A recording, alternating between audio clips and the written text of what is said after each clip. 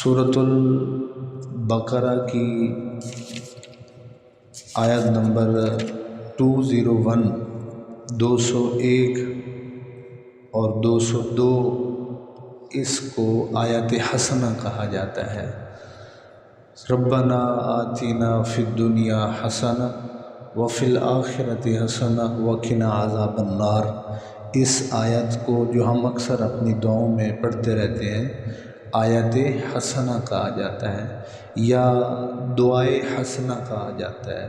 دنیا آخرت کی حسنات اور بھلائیوں کی دعا اس آیت کا نام ہے۔ اس کی مختصر تفسیر میں عرض کروں گا۔ اللہ رب العزت کلمہ حق کہنے کی توفیق عطا فرمائے۔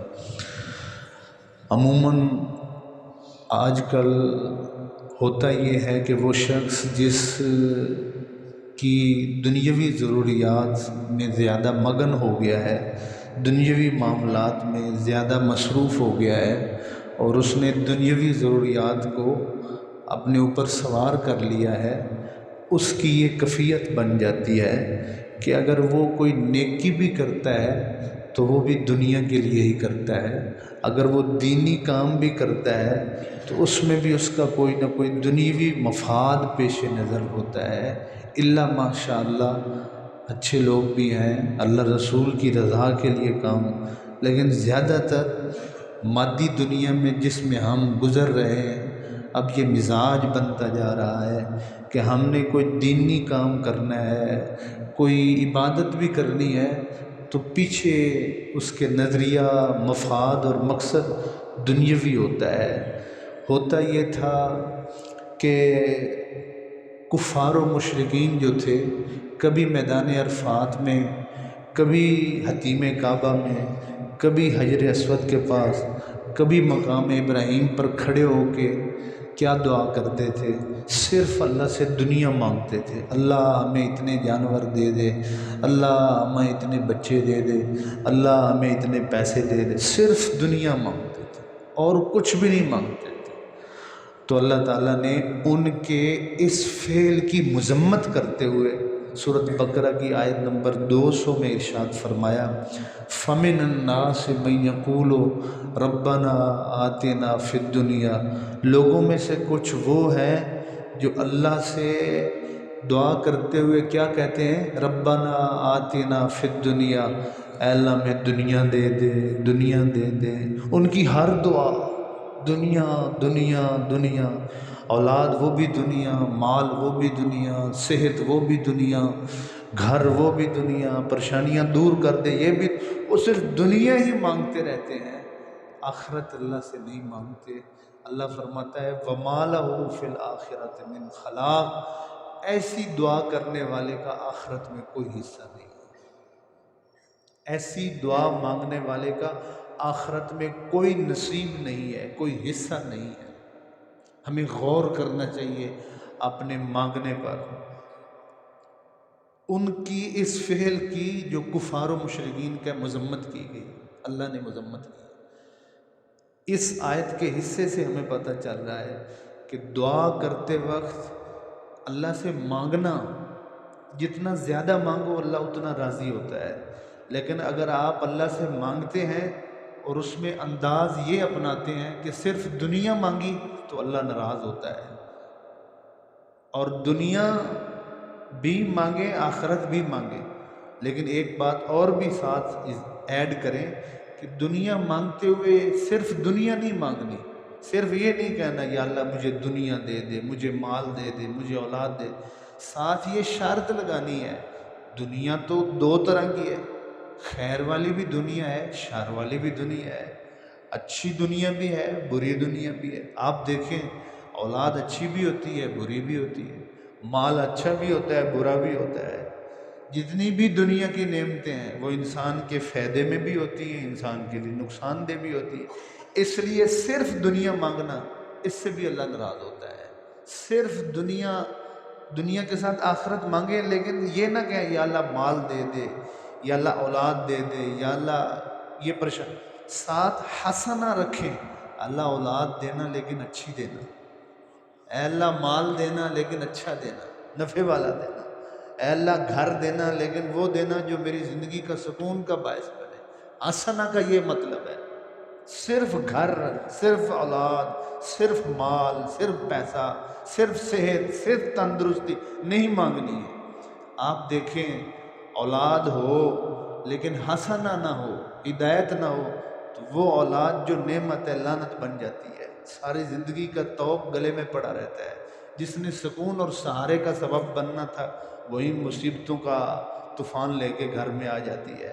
اگر صحت کی دعا آپ کرتے ہیں لیکن صحت ہدایت والی نہیں ہے، صحت حسنہ نہیں ہے، تو یہی صحت اللہ رسول کے احکام اور نیکیوں کے کاموں پر خرچ ہونے کی بجائے عیاشی، فواشی اور نافرمانیوں پر خرچ ہوگی۔ صحت تو ہے لیکن حسنہ نہیں ہے، ہدایت والی نہیں ہے۔ تو اللہ سے دنیا اور آخرت مانگو۔ نمبر 2، جب دنیا مانگنے لگو تو ساتھ یہ کہو جو بھی مانگو حسنہ حسنہ حسنہ، اچھی دینا یا اللہ، اچھی دینا یا اللہ، کیونکہ دنیا دو طرح کی، شر والی بھی اور وہ والی بھی۔ اور اللہ نے خود پھر آگے بتایا ہے جو میں نے آپ کو 2 باتیں بتائی نہیں، ربنا آتنا فی الدنیا حسنہ وفی الآخرۃ حسنہ۔ کچھ لوگ وہ بھی ہیں جو میرے سے مانگتے ہیں تو یہ کہتے ہیں اللہ ہمیں دنیا بھی دے لیکن حسنہ دے، اور آخرت بھی دے لیکن حسنہ دے، وقنا عذاب النار، اور ہمیں دوزخ کے عذاب سے بچا۔ دنیا آخرت کا سوال صرف دنیا کا سوال نہیں، ساتھ آخرت کا بھی۔ اور دنیا آخرت صرف مطلق نہیں مانگنی، ساتھ کہنا ہے اللہ اچھی دنیا دینا، اچھی آخرت دینا، ہدایت والی دنیا دینا، ہدایت والی آخرت دینا۔ یہ ایک انداز ہے جو اللہ رب العزت نے آیات حسنہ میں جو ہے وہ ارشاد فرمایا ہے، اور اس کی ہمیں جو ہے وہ تلقین فرمائی ہے کہ آپ اس طرح مانگیں، ربنا آتنا فی الدنیا حسنہ۔ ہماری دعاؤں، اکثر دعائیں الا ماشاءاللہ، اکثر دعائیں صرف دنیا پر مشتمل ہوتی ہیں۔ ہم جمعہ پڑھ کے بھی اللہ سے دنیا مانگ رہے ہوتے ہیں، ہم طواف کر کے بھی اللہ سے دنیا مانگ رہے ہوتے ہیں، ہم حجر اسود کو چوم کر مقام ابراہیم پہ نفل پڑھ کے بھی کوئی نہ کوئی دنیا کی بات اللہ سے مانگ رہے ہوتے ہیں، روزے رسول پہ کھڑے ہو کے بھی ہم اللہ سے بات مانگ رہے ہوتے ہیں، صرف دنیا مانگ رہے ہوتے ہیں۔ یہ اللہ کو ناپسند ہے۔ دنیا بھی مانگو، ساتھ آخرت بھی مانگو، اور ساتھ اس شرط کے ساتھ کہ یا اللہ دنیا دینا لیکن حسنہ دینا، اور آخرت دینا لیکن حسنہ ہو، اچھی آخرت ہو اور اچھی دنیا ہو۔ سبحان اللہ! تو آپ نے سارا جہان ہی اللہ سے مانگ لیا ہے۔ جس نے یہ دعا اللہ سے مانگ لی اس نے سارا جہان اللہ سے مانگ لیا ہے۔ ایک شخص نے حضرت انس رضی اللہ تعالیٰ عنہ سے آ کر عرض کیا، حضرت آپ میرے لیے دعا فرمائیں، تو آپ نے فرمایا یہی دعا پڑھی، اللہ تیری دنیا بھی اچھی کرے، اللہ تیری آخرت بھی اچھی کرے، اور تجھے دوزخ کے عذاب سے بچے۔ تو کہنے لگا جی حضرت تھوڑی دیر بعد میرے لیے دعا فرما دیں۔ وہ اس کو اتنا سمجھ ہی نہیں رہا تھا، کہنے لگا حضرت میرے لیے دعا فرما۔ آپ نے پھر یہی دعا فرمائی، کہنے لگا جی بس اتنے ہی؟ آپ نے فرمایا دنیا آخرت یہ اور وہ سارا جہان تیرے لیے میں نے اللہ سے مانگ لیا، پیچھے رہ گیا ہے۔ کتنی بڑی دعا ہے! اور حضور اکثر یہ دعا اپنی دعاؤں میں ارشاد فرمایا کرتے تھے، اور حکم فرمایا کرتے تھے کہ ہر فرض نماز کے بعد یہ دعا پڑھو۔ جب حاجی یا عمرہ کرنے والا رکن یمانی اور حجر اسود کے درمیان آئے تو حضور فرمایا کرتے تھے اب یہاں دعا کرو۔ جب سے خانہ کعبہ بنا ہے تب سے اللہ نے فرشتے اس پوائنٹ پر مقرر کیے ہیں، رکن یمانی اور حجر اسود کے درمیان، یہاں آ کے جو بھی دعا کرتا ہے فرشتے آمین کہتے ہیں۔ خصوصاً فرمایا ربنا آتنا، کیونکہ دعا وہ پسند ہوتی ہے جو تھوڑے لفظ ہوں لیکن جامع ہوں، تھوڑے لفظ ہوں لیکن جامع ہوں۔ تو یہ ایک انداز اس میں سکھایا گیا ہے، ربنا آتنا فی الدنیا حسنہ، اے ہمارے رب ہماری دنیا بھی اچھی کر دے، صرف دنیا نہیں اچھی دنیا دینا، اور آخرت بھی جو ہے وہ ہماری اچھی کر دے۔ تو ایک طرح کا اس میں آداب سکھایا گیا ہے دعا مانگنے کا۔ اور یہ بھی اللہ تعالیٰ سے دعا نہیں کرنی چاہیے کہ اے اللہ عدل کر، اللہ سے عدل کا سوال نہیں کرنا چاہیے، اللہ سے اس کے فضل کا سوال کرنا چاہیے۔ ایک صحابی بیمار ہو گئے، آپ صلی اللہ علیہ وسلم اس کی عیادت کے لیے تشریف لائے۔ آپ نے دیکھا کہ اس کا جسم جو ہے وہ بیماری کی وجہ سے اتنا کمزور اور لاغر ہو چکا ہے، جیسے کہ کوئی نوزائیدہ بچہ چڑیا کا یا پرندے کا ہوتا ہے، اتنا زیادہ لاغر اور کمزور جسم، بالکل ہڈیاں رہ گئی ہیں، اوپر کوئی جسم ہے ہی نہیں ہے، کوئی اس کے اوپر سکن ہے ہی نہیں، گوشت ہے ہی نہیں ہے۔ تو آپ نے اس سے فرمایا، صحابی سے، یہ بتاؤ کہ آج کل تم کیا دعائیں کر رہے ہو؟ تو کہنے لگا، یا رسول اللہ، میں اللہ سے یہ دعا کرتا ہوں اور کی ہے کہ جو کچھ میرے برائیوں اور گناہوں کی سزا آخرت میں مجھے دینی ہے، یا اللہ دنیا میں ہی مجھے دے دے، آخرت کا عذاب میرے سے برداشت نہیں ہوتا ہے۔ تو اللہ کے نبی نے فرمایا، اوف سبحان اللہ، تو نے کتنی غلط دعا کی ہے، تو نے اللہ سے یہ کیوں نہیں کہا ربنا آتنا فی الدنیا حسنہ وفی الآخرۃ حسنہ وقنا عذاب النار؟ اللہ دنیا میں رکھنا، اچھے حال میں رکھنا، آخرت میں رکھنا، اچھے حال میں رکھنا، اور پھر اپنی دوزخ کے عذاب سے بھی مجھے بچا لینا۔ ہمیشہ اس کے فضل اور اس کی رحمت اور اس کے کرم کا سوال کرنا ہے۔ لیکن اس سے آیات حسنہ سے ایک بہت بڑے ہمارے جو مزاج ہیں اس پر ضرب پڑ رہی ہے کہ ہماری اکثر دعائیں اور دینی کام اور اللہ سے سوال صرف اور صرف دنیا کا ہوتا ہے۔ دینی کام بھی ہم دنیا کے لیے کر رہے ہوتے ہیں۔ بہت سارے ایسے لوگ بھی تھے دنیا سے گئے ہیں کہ اللہ کے جتنا قریب تھے وہ تو اللہ سے بھی دنیا نہیں مانگتے تھے، اللہ تعالیٰ سے بھی دنیا نہیں مانگا۔ حالانکہ مانگنا اللہ سے دنیا آخرت مانگنا کوئی بری بات نہیں، لیکن ان کا اللہ سے لگاؤ اتنا تھا کہ وہ اللہ سے بھی دنیا نہیں مانگتے تھے۔ وہ کہتے ہیں جس نے دنیا بنائی ہے وہ جانتا ہے میرے بندے کو دنیا کی کیا ضرورت ہے، وہ خود ہی دے دے گا۔ حضرت عمر بن خطاب رضی اللہ تعالیٰ عنہ کے پوتے سالم بن عبداللہ رضی اللہ تعالیٰ عنہ خانہ کعبہ کا طواف کر رہے تھے۔ ہشام بن عبد الملک، یہ اس وقت کا بادشاہ تھا بنو امیہ کا، یہ بھی آیا عمرے کی غرض سے طواف کرنے۔ تو حضرت سالم بن عبداللہ تابعی تھے اور پھر بڑے خاندان کے تھے، عمر کے پوتے تھے، بزرگ بھی تھے، بڑا ایک نام تھا، بڑی ایک شہرت تھی۔ تو یہ جو بادشاہ ہشام بن عبد الملک تھا، اس نے ان کو دیکھ کے نا اپنی یہ سواری پہ طواف کر رہا تھا بادشاہ، اس نے اپنی سواری ان کے قریب لائی۔ یہ پیدل طواف کر رہے تھے، یہ سواری پر طواف کر، اپنی سواری کو ان کے قریب لا کے طواف کے دوران ان کو کہتا ہے کہ بزرگوں، اللہ کے بندو، آپ کی کوئی ضرورت یا خدمت ہو تو آپ مجھے ضرور حکم کرنا، میں بڑا معزوز ہوں گا اور مجھے بڑی خوشی ہوگی آپ کی خدمت اور ضرورت پوری کر کے۔ یہ اس طرح بڑا جو ہے دنیا دار جو ہے نا وہ اللہ والوں کو اس طرح تنگ کرتے ہیں اور اپنے در کی طرف جو ہے لالچ دیتے ہیں اور اپنے دروازے دکھاتے ہیں۔ فرمایا وہ عالم جو دنیا دار کے دروازے پہ آتا جاتا ہو سمجھ لینا برا ہے، اور وہ دنیا دار جو عالم دین کے دروازے پہ آتا جاتا ہو سمجھ لینا اللہ کے ہاں بڑا اچھا ہے۔ یہ حدیث پاک ہے جو میں نے سنا ہے۔ تو حضرت سالم بن عبداللہ بن عمر رضی اللہ تعالیٰ عنہ نے آپ نے فرمایا اس بادشاہ سے طواف کرتے کرتے، آپ نے فرمایا تو نے کتنا بڑا گناہ کیا ہے، اس کریم کے گھر میں آ کے مجھے اپنے سے مانگنے کی دعوت دے رہا ہے۔ یہاں آ کے لوگ اس سے مانگتے ہیں اور تو یہاں آ کے بھی مجھے اپنے سے مانگنے کی بات کر رہا ہے۔ اس کو ایک چوٹ لگی، طواف ہوتا رہا، ختم ہوا۔ جب طواف کے بعد مسجد حرام سے باہر نکلے تو وہ پھر پیچھے پیچھے سواری پر آپ کے پاس پہنچا اور کہنے لگا حضرت غلطی معاف کیجئے گا، وہاں پر تو چلو سین حرم تھا، اب یہاں پر آپ کی کوئی حاجت یا ضرورت ہو تو خدمت ہو تو مجھے ضرور بتایا کریں، مجھے بڑی خوشی ہو۔ پھر وہیں تو آپ رک گئے۔ آپ نے فرمایا یہ نہیں پیچھا چھوڑتا ہے۔ آپ نے اس سے ایسے منہ کر کے، اس سواری پر تھا بادشاہ، آپ نے فرمایا اچھا تو دے کیا سکتا ہے؟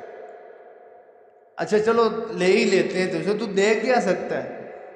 حوائج دنیا و حوائج الآخرہ، کوئی آخرت کی ضرورت پوری کر سکتا ہے یا دنیا کی؟ دنیا دے سکتا ہے یا آخرت؟ تو کہنے لگا میں دنیا کا بادشاہ ہوں، اللہ نے دنیا کا بادشاہ بنایا ہے، تو میں دنیا کی ہی کوئی ضرورت اور خدمت آپ کی جو ہے وہ کر سکتا ہوں، آخرت کے حوالے سے تو نہیں۔ تو آپ نے ایک بڑا تاریخی جملہ ارشاد فرمایا اور اس کا ہمیشہ کے لیے منہ بند کر دیا، ایمان تازہ فرمایا۔ آپ نے فرمایا واللہ ما سألت الدنیا من یملکها فکیف اسأل من لا یملکها، فرمایا جس نے دنیا بنائی ہے میں نے اس سے کبھی دنیا نہیں مانگی ہے، تجھ سے کیسے مانگوں گا؟ جو دنیا کا مالک ہے میں اس سے کبھی دنیا نہیں مانگتا ہوں، اس سے بھی ہمیشہ اسی کو مانگتا ہوں، اس کی رضا مانگتا ہوں، آخرت مانگتا ہوں۔ اور تو دنیا کا مالک ہی نہیں ہے، عارضی طور پہ تیرے ہاتھ میں ہے، کل کسی اور کے ہاتھ میں ہوگی، تجھ سے کیسے مانگوں گا؟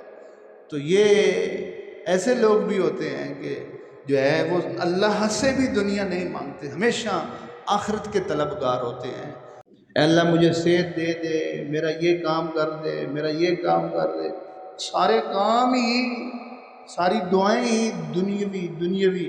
اللہ فرماتا ہے جس کی دعا میں صرف دنیا ہو، آخرت کی کوئی طلب نہ ہو، اس کا آخرت میں پھر کوئی حصہ نہیں رہتا ہے۔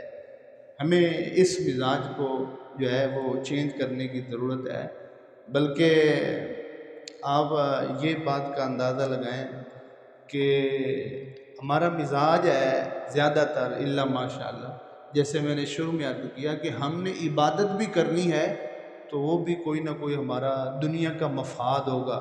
میں نماز اس لیے پڑھتا ہوں تاکہ میرا کاروبار اچھا رہے، تاکہ مشکلات دور رہیں، پریشانیاں دور رہیں۔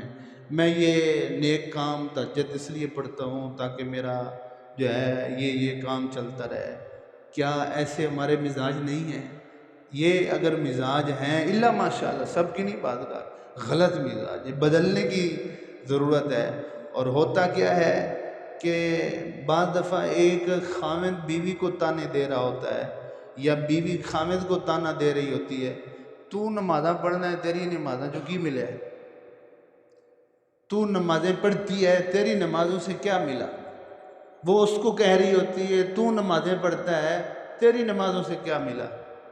حالات تو اچھے ہوئے نہیں، روٹی تو مل نہیں رہی، ضرورت تو پوری نہیں ہو رہی، نوکریاں بچوں کی لگ نہیں رہی، رشتے ہو نہیں رہے، کیا نمازیں اس لیے پڑھتے ہیں کہ یہ کام؟ تو نمازیں پڑھتا ہے یا پڑھتی ہے تو تجھے کیا ملا؟ او بھائی نماز پڑھتا ہے، اس سوال کا جواب پتہ کیا ہے؟ بیوی کی طرف سے ہو یا خامند کی طرف سے، اس سوال کا جواب سب سے بڑا یہ ہے کہ میں نماز پڑھتا ہوں، اس کی وجہ سے مجھے سب سے بڑی چیز جو ملی ہے وہ یہ ملی ہے کہ مجھے نماز ملی ہے، مجھے رب کے ہاں جھکنا نصیب ہوا ہے، مجھے اس کے ہاں پیشانی زمین بوس ہونا نصیب ہوا ہے، مجھے اس کی یاد نصیب ہوئی ہے، مجھے اس کی رضا والا کام کرنا نصیب ہوا ہے، مجھے اس کے در پہ آنا نصیب ہوا ہے، مجھے اس کو اپنا اور خود کو اس کا بنانا نصیب ہوا ہے، اور کیا نصیب ہونا ہے؟ کیونکہ سب نماز بھی دولت میں سے ایک دولت ہے جو خود بہت بڑی دولت ہے۔ نماز پڑھنے سے دولت کیا ملی؟ پیسہ تو ملا نہیں، کہا نماز پڑھنے سے نماز ملی ہے، کیونکہ نماز خود ایک بہت بڑی دولت ہے۔ اگر کوئی بندہ 10 لاکھ روپے ہاتھ میں لے کر اس سے کوئی پوچھے کہ تجھے 10 لاکھ لے کر کیا ملا؟ وہ بھائی جی پیسے ملے، دولت ملی، نماز پڑھ کے تجھے کیا ملا؟ نماز ملی۔ ساری جہاں کی خیر اللہ کے حضور سجدے میں ہے، اللہ کے حضور جھکنے میں ہے، اس کی رضا میں ہے، اس کے حکم کی تعمیل میں ہے۔ اور مزاج یہاں تک آ گیا ہے کہ دنیاوی مفادات کے لیے ہم نمازیں پڑھتے ہیں، اور اگر کام چلتا رہے، نماز پڑھ رہے ہیں، کاروبار چلتا ہے، سارا کچھ ہو رہا ہے تو ہم پڑھتے رہیں گے، اور اگر کام نہیں چلا ہے، کاروبار خراب ہو گیا، حالات بگڑ گئے، پریشانیوں نے ڈیرے لگا لیے، تو پھر نماز چھوڑ دیتے ہیں۔ یار نماز پڑھ کے بھی آئے حالات نے، تہجد پڑھ کے بھی آئے حالات نے، تلاوت کر کے بھی یہ حالات، پھر وہ چھوڑ دیتا ہے۔ تو مطلب تو نمازیں اور عبادتیں اس لیے کر رہا تھا؟ دیکھو مزاج، اللہ اکبر، یہ جو میں نے آپ سے بات کی ہے اور ایک مزاج کی آپ تفتیش کی ہے اور آپ کو مزاج شناسی بتائی ہے انسانوں کی، اس بات کو اللہ تعالیٰ نے سورۃ الحج میں آیت نمبر 11 میں بیان فرمایا ہے۔ میں نے صرف اپنے پاس سے نہیں کیا، اللہ نے قرآن میں، کیونکہ رب نے انسان کو پیدا کیا ہے، وہ بہتر جانتا ہے اس کا مزاج کیا ہے۔ اللہ اکبر۔ ایک شخص یہودی تھا، کلمہ پڑھ گیا۔ جب کلمہ پڑھا، حضور کے ہاتھ پہ بیعت کی، کلمہ بھی حضور کے ہاتھ پہ پڑھا ہے، حضور کے ہاتھ پہ بیعت کی۔ کلمہ پڑھنے کے بعد حالات کچھ اس طرح بدلے، اس کو اٹیک ہوا، آنکھوں کی بینائی چلی گئی، نابینا ہو گیا، اولاد کسی ایکسیڈنٹ میں ماری گئی، مال جو تھا وہ کاروبار میں لاس ہوا، سارا کچھ گیا، مقروض ہو کر رہ گیا۔ اب وہ تھا کہ اسلام سے پہلے، کلمہ پڑھنے سے پہلے تو بڑا سبحان اللہ الحمدللہ اللہ کا شکر تھا، کہ اسلام کے بعد، کلمے کے بعد یہ سارا کچھ ہی گیا ہے۔ نماز پڑھنے سے پہلے تو ماشاءاللہ سے نماز تو بات ہے، پھر پہلے والی گئے، حالات خراب ہو گئے، تو سیدھا حضور کے پاس آیا، یا رسول اللہ صلی اللہ علیہ وسلم، کلمہ پڑھنے سے پہلے میرے یہ حالات تھے، آپ کے ہاتھ پہ میں نے بیعت کیے، میرے یہ حالات ہوئے، میں بیعت توڑنا چاہتا ہوں، میں کلمہ واپس لینا چاہتا ہوں، اور میں نہیں رہنا چاہتا اسلام کے اندر۔ اسلام میں آنے کے بعد تو یہ میرے ساتھ ہو گیا ہے۔ میرے کریم نبی صلی اللہ علیہ وسلم نے اس کو فرمایا کہ جب بندہ کلمہ پڑھتا ہے، اللہ کے رستے پر آتا ہے، اس کے احکامات کی تابع داری میں آتا ہے، تو پھر اللہ اس کو امتحانات کے ذریعے خالص بنانا چاہتا ہے، جیسے سونے کو آگ میں ڈال کے خالص کیا جاتا ہے۔ دنیاوی مصیبتوں کی آگ اور بھٹی میں ڈال کے اللہ اس بندے کو خالص کرنا چاہتا ہے، تاکہ یہ میرے لائق ہو جائے اور میں اس کے جنت میں دینے کا حقدار اس کو بنا دوں۔ آپ اس کو سمجھا رہے تھے تو اللہ نے سورۃ الحج کی آیت نمبر 11 نازل فرمائی۔ اللہ تعالیٰ نے فرمایا وَمِنَ النَّاسِ مَن يَعْبُدُ اللَّهَ عَلَى حَرْفٍ فَإِنْ أَصَابَهُ خَيْرٌ اطْمَأَنَّ بِهِ فَإِنْ أَصَابَتْهُ، اللہ تعالیٰ نے ارشاد فرمایا لوگوں میں سے، وَمِنَ النَّاسِ، لوگوں میں سے کچھ وہ ہیں، مَن يَعْبُدُ اللَّهَ، جو اللہ کی عبادت تو کرتے ہیں، عَلَى حَرْفٍ، لیکن کنارے پہ کھڑے ہو کے کرتے ہیں، جو اللہ کی عبادت کرتے ہیں لیکن کنارے پہ کھڑے ہو کے کرتے ہیں۔ کیا مطلب؟ آگے خود وضاحت، فَإِنْ أَصَابَهُ خیر، اگر عبادت کرتے ہوئے ان کو خیر ہی خیر ملتی رہے، حالات بہتر رہیں، تو وہ پتہ کیا کہتے ہیں؟ اطمأن بِهِ، تو وہ مطمئن ہوتے ہیں، الحمدللہ نمازیں پڑھ رہے ہیں تو یہ ہو رہا ہے نا، ہاں جی، نیک کام کر رہے ہیں تو حالات ٹھیک ہے نا، کاروبار ماشاءاللہ سب معاملات درست ہیں۔ وَإِنْ أَصَابَتْهُ فِتْنَةٌ، اور اگر کوئی آزمائش آ جائے، عبادت بھی کر رہے ہیں اور کوئی امتحان آ جائے، کوئی تکلیف آ جائے، انقلب علی وجہ، تو وہ عبادت سے منہ پھیر لیتے ہیں۔ خسر الدنیا والآخرہ، ایسا مزاج رکھنے والوں کی دنیا بھی خسارے میں ہے، آخرت بھی خسارے میں ہے۔ وما لا ينفع، اور جس کی وہ طلب رکھتے ہیں وہ کوئی فائدہ انہیں نہیں دے گی۔ ذالک هو الضلال البعید، اور یہ مزاج اور نیت بہت بڑی دور کی گمراہی ہے اگر کسی کے اندر پایا جاتا ہے۔ ہمیں درست کرنے کی ضرورت ہے۔ کوئی جو ہے وہ یہ کام ہے، یہ پریشانی ہے، اس کے لیے ہمیں کوئی دعا بتاؤ، ہم اس کو دعا بتاتے ہیں، وظیفہ بتاتے ہیں، 4 دن بعد آ کے وہ کہتا ہے آپ نے جو وظیفہ بتایا تھا، آپ نے جو دعا بتائی تھی، وہ تو میں نے پڑھی ہے، کام نہیں ہوا۔ بھئی ہم نے وظیفہ اور جو دعا بتائی تھی وہ کام ہونے کے لیے نہیں بتائی تھی۔ کوئی وظیفہ یا کوئی بھی دعا یا کوئی بھی عمل اللہ کو مجبور نہیں کر سکتا۔ کر سکتا ہے کوئی وظیفہ اللہ کو مجبور کر سکتا ہے؟ نہیں، اس کی رحمت کو اپنی طرف متوجہ کر سکتا ہے۔ اور ہم نے جو دعا یا وظیفہ بتائی تھی اس کی رحمت کو متوجہ کرنے کے لیے، نہیں ہوئی ہے نہیں ہوئی یا اس کی مرضی ہے، ہم کام کر نہیں سکتے، اس کی رحمت کو متوجہ کرنے کا ذریعہ، سبب اور طریقہ بتا سکتے ہیں۔ کام کرنا اس کا کام ہے، درخواست پیش کرنا تیرا کام ہے، تو درخواست پیش کرتا رہے، لائن میں لگ کے کھڑا رہے، کبھی تو باری آ ہی جائے گی۔ حضور فرماتے ہیں صلی اللہ علیہ وسلم اللہ ہر بندہ مومن کی دعا ضرور قبول کرتا ہے، تب تک جب تک وہ جلدی نہ کرے۔ یا رسول اللہ دعا میں جلدی کا کیا مطلب ہے جس کے کرنے سے دعا قبول نہیں ہوتی؟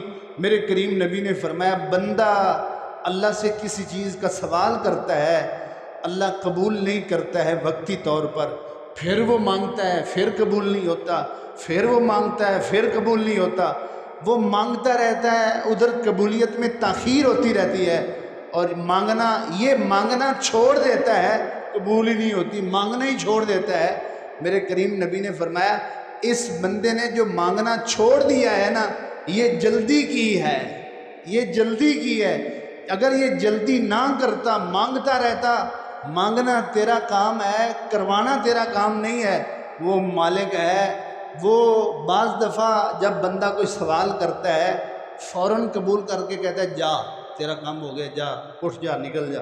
اور بعض ایسے پسندیدہ بندے ہوتے ہیں جن کی التجائیں، جن کی درخواستیں، جن کے الفاظ، جن کی دعائیں اللہ کو اتنی پیاری ہوتی ہیں، آہیں صدائیں، اللہ کہتا ہے یہ مانگتا رہے میں سنتا رہوں، یہ مانگتا رہے میرے پاس بیٹھا رہے۔ میرے حضور صلی اللہ علیہ وسلم نے ارشاد فرمایا بندہ جب اللہ سے مانگتا ہے تو اس کی دعا یا تو فوراً قبول کر لی جاتی ہے، یا قبول کرنے کے بعد فوری طور پر اس کا اظہار نہیں ہوتا، کچھ عرصے بعد جا کر جو ہے وہ اظہار ہوتا ہے، اور یا ایسا ہوتا ہے کہ دنیا میں اس کا اظہار ہوتا ہی نہیں قبولیت کا، اللہ اس کی دعاؤں کو آخرت کے لیے رکھ لیتا ہے۔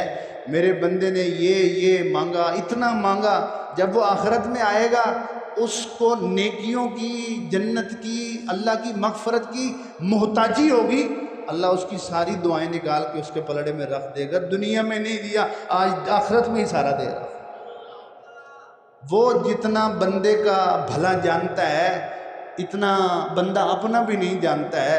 واللہ یعلم وانتم لا تعلمون، اللہ جانتا ہے کہ خیر اور شر کیا ہے، ہم نہیں جانتے ہیں کہ ہمارے لیے خیر اور شر کیا ہے۔ تو اس لیے اللہ تعالیٰ سے ہم دنیا کے ساتھ ساتھ آخرت کا بھی سوال کرتے رہیں، اور دینی اور نیکی کے کام جو ہیں وہ نہ صرف اس انداز اور مزاج کے ساتھ کریں کہ دنیا کا مفاد اس کی پیچھے ہو، دنیا کی طلب جو ہے وہ اس کے پیچھے ہو، بلکہ محض اللہ تعالیٰ کی جو ہے وہ رضا کے لیے نماز بھی پڑھیں تو اللہ کی رضا کے لیے پڑھنی چاہیے۔ جب آپ اللہ کی رضا کے لیے پڑھ رہے ہیں تو ہو سکتا ہے وہ راضی ہو جائے، اگر وہ راضی ہو گیا تو سارے کام تو ویسے ہی ہو جانے، سبحان اللہ۔ اور اگر وہی راضی نہ ہو سکا تو پھر آپ کیا کہتے ہیں؟ جس سے آپ ناراض ہوتے ہیں اس کو بعض دفعہ آپ یہ کہتے ہیں یہ دنیا تو نے مانگی ہے، یہ دنیا اٹھاؤ اور نکل جاؤ، آئندہ میرے گھر میں نہ آنا۔ تو جس کو آپ یہ کہہ رہے ہیں اس سے آپ راضی ہیں؟ یہ پیسے لو، یہ چیز لو اور نکل جاؤ، آئندہ میرے پاس میرے گھر میں نہیں آنا۔ آپ یہ جو انداز اپنا رہے ہیں، یہ جو ایک لہجہ اختیار کر رہے ہیں، یہ جو الفاظ اس کے لیے استعمال کر رہے ہیں، اس کو دے تو رہیں، نواز تو رہیں، لیکن کیا راضی ہیں اس سے؟ آپ نہیں نا راضی۔ یہی انداز اللہ کا ان بندوں سے ہوتا ہے جو اللہ سے صرف دنیا مانگتے ہیں۔ ربنا آتنا فی الدنیا، اللہ کہتا ہے لے یہ دنیا، وما لہ فی الآخرۃ من خلاق، لیکن آخرت کے گھر میں میرے پاس تیرے لیے کوئی حصہ نہیں ہے۔ یا اللہ پھر ہم کیا مانگیں؟ کمزور ہیں، جلد باز ہیں، ناتواں اور لاغر ہیں۔ تو جانتا ہے دنیا بھی اچھی ہو، آخرت بھی تیرے فضل کے حقدار ہوں، تو اللہ فرماتا ہے پھر اس انداز میں میرے پاس آیا کرو، یہ کہا کرو ربنا آتنا فی الدنیا حسنہ وفی الآخرۃ حسنہ وقنا عذاب النار۔ اللہ تعالیٰ ہم سب کو جو ہے وہ اسی انداز میں اللہ کے سامنے حاضری کی جو ہے وہ توفیق عطا فرمائے۔